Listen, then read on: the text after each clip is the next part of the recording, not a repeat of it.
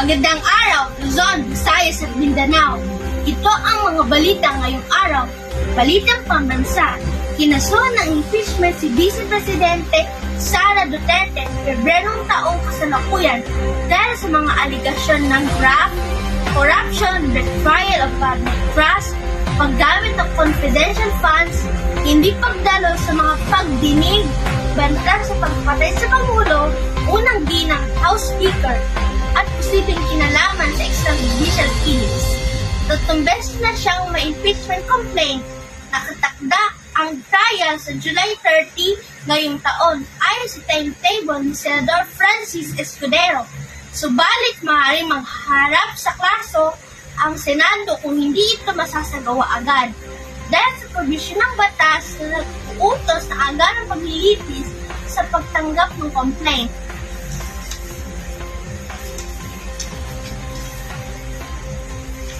Dako naman tayo sa pandaigdig na balita. Isang hindi inaasahang pagtatalo ang sumiklab sa Oval Office sa loob ng White House. Naganap ito nitong February 28 ng kasalukuyang taon sa pagitan nila ngayong Pangulo Donald Trump at Pangulong Volodymyr Zelensky habang pinipirmahan ang isang kasunduan para sa pagkuha ng mga mineral sa Ukraine. Ang pag-uusap na dapat sana'y isang maayos pagpapalitan ng mga kasunduan na uwi sa isang mainit na pagtatalo dahil sa mga hindi pagkakaunawaan sa mga termino ng kasunduan at sa usapin ng kapayapaan sa digmaan sa pagitan ng Ukraine at Russia. Dahil dito, si Pangulo Zelensky ay umalis ng White House nang hindi natapos ang pag-uusap na nag-iwan ng isang hindi tiyak na kinabukasan para sa proyekto na nagdudulot ng pag-aalala sa mga international observer.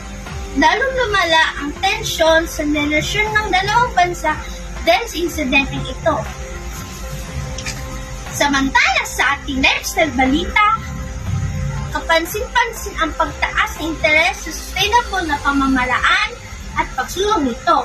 Maraming tao nag-aampon ng mga eco-friendly na gawin, gaya ng pag-recycle at paggamit ng reusable bag sa kanilang pang-araw-araw buhay.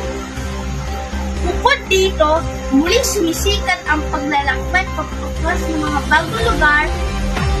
Pagkatapos ng pandemya, nagbibigay inspirasyon sa mga tao na mag-explore at makaranas ng iba't ibang kultura at adventure.